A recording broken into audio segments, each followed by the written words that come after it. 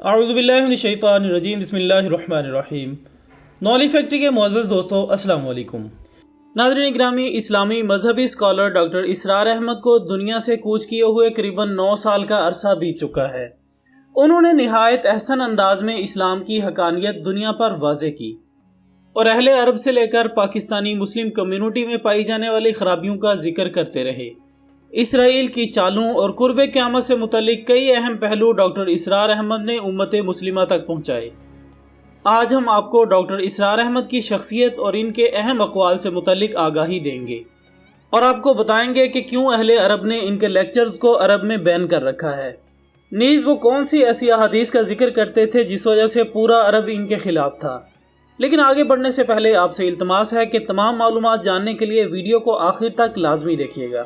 تو چلیے دوستو، چلتے ہیں آج کے اس اہم موضوع کی جانب۔ ناظرین، ڈاکٹر اسرار احمد کا شمار ہمارے دور کے ان نامور اہل فکر میں ہوتا ہے جنہوں نے امت مسلمہ کو درپیش صورتحال، اس کے اسباب و عوامل اور اصلاح و احوال کی حکمت عملی پر پوری آزادی، گہرائی اور اوریجنلٹی کے ساتھ غور و فکر کیا، اور ان کے غور و فکر نے جن نتائج تک انہیں پہنچایا، انہوں نے قدیم یا جدید اور روایتی یا غیر روایتی طبقات کی پسند یا ناپسند کا لحاظ کیے بغیر بلا خوف و خطر پوری جرت کے ساتھ ان کا اظہار بھی کیا۔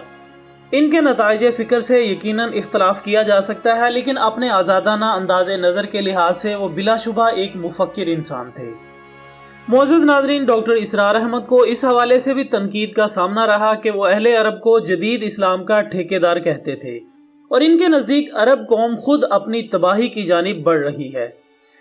ڈاکٹر اسرار احمد اس حدیث مبارکہ کا بھی عمومی طور پر ذکر کیا کرتے تھے جس میں حضور اکرم صلی اللہ علیہ وآلہ وسلم نے ارشاد فرمایا کہ عربوں کے لیے ہلاکت ہے اس شر کی وجہ سے جو کہ قریب آ چکا ہے، یعنی اندھیری رات کے ٹکڑوں کی طرح فتنے برپا ہوں گے۔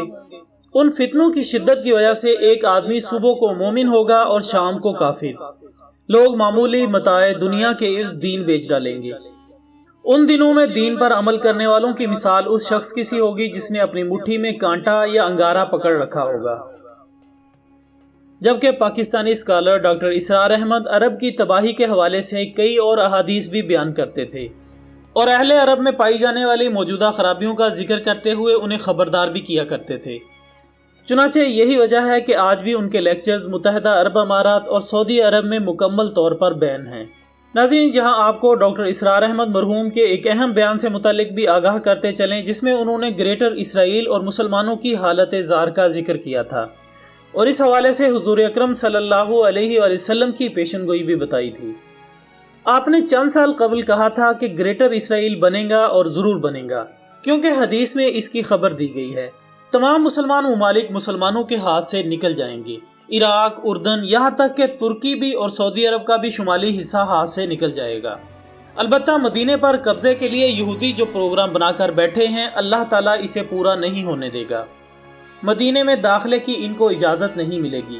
یہ سارا کچھ بہت جلد ہونے والا ہے اور وہ وقت بھی آنے والا ہے جب حضور صلی اللہ علیہ وآلہ وسلم کی حدیث مبارکہ کے مطابق ایک شخص کے اگر 1000 بیٹے ہوں گے تو 999 ختم ہو جائیں گے اور صرف ایک بچے گا۔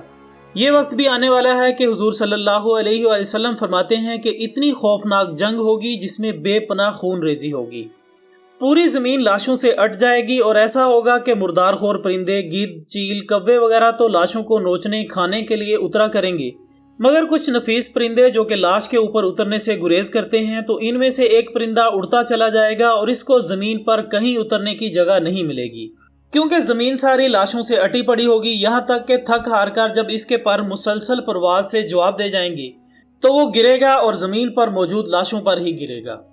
خواتین حضرات، اس وقت کے حوالے سے بھی ڈاکٹر اسرار احمد یہ بھی کہتے تھے کہ یہ وقت آنے والا ہے۔ میرے نزدیک اس کام کے لیے اس ملعون قوم کو جو کہ حضرت عیسیٰ علیہ السلام کے دور سے ملعون ہو چکی ہے کو باقی رکھا جائے گا۔ ان کو موقع دیا گیا اور انہوں نے اسرائیل بنا لیا۔ تقریباً 2000 سال بعد یہ دوبارہ آباد ہوئے ہیں اس سرزمین میں جہاں سے نکال دیے گئے تھے۔ ناظرین گرامی، ڈاکٹر اسرار احمد کے خیالات میں امت محمدی سب سے خیر امت ہے، اس لیے ان کے لیے عذاب بھی بدترین ہے اور کن پر آئے گا؟ اس امت کا جو اصل یعنی نیوکلس اور مرکز ہے، اور وہ ہے عرب، جس کے بارے میں حضور اکرم حضرت محمد مصطفیٰ صلی اللہ علیہ وآلہ وسلم کی حدیث مبارکہ ہے کہ عرب کے لیے بہت بڑی ہلاکت ہے और आज हम देख रहे हैं कि वो मलून यानी यहूदी कौम इनके सीने में खंजर की तरह घोंपी गई है। लेकिन 30 करोड़ के करीब अरब बेहिम्मती, बुज़दिली, कमज़ोरी और ज़िल्लत की मिसाल बने हुए हैं। क्या कोई इस इसराइल के खिलाफ बोल सकता है? 30 से 35 लाख यहूदी इसराइल में आबाद हैं, जबकि इससे ज़्यादा 50 लाख के करीब अमेरिका में मौजूद हैं और दुनिया भर में तकरीबन 1.25 करोड़ यहूदी आबाद हैं।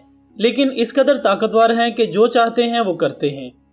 आप इस बात से अंदाज़ा लगा लें कि जब इसराइली तैयारे इराक की एटमी इंस्टॉलेशन को तबाह करके वापस गए तो सऊदी अरब की फ़िज़ा में उन्होंने रीफ्यूलिंग की। अल्लाह ताला ने यह कूड़ा यानी यहूदी मुसलमानों के लिए रखा हुआ है। जितना आला मुकाम अल्लाह ताला ने अरबों को दिया कि इनमें नबी आखिरुज़्ज़मा हज़रत मोहम्मद मुस्तफ़ा सल्लल्लाहु अलैहि वसल्लम को उठाया, इन्हीं की ज़ुबान में अपना कलाम नाजिल किया, लिहाजा इनकी ज़िम्मेदारी भी बहुत बड़ी है। दोस्तों, हमें उम्मीद है कि आपको आज की वीडियो बेहद पसंद आई होगी। वीडियो पसंद आने की सूरत में इसे लाइक कीजिएगा, इसे दूसरों के साथ फेसबुक और व्हाट्सएप पर लाजमी शेयर कीजिएगा। हमारी अगली वीडियो आने तक अपना दोस्तों, रिश्तेदारों और गिरदनवाह के तमाम लोगों का बहुत ख्याल रखिएगा। अल्लाह हाफिज़।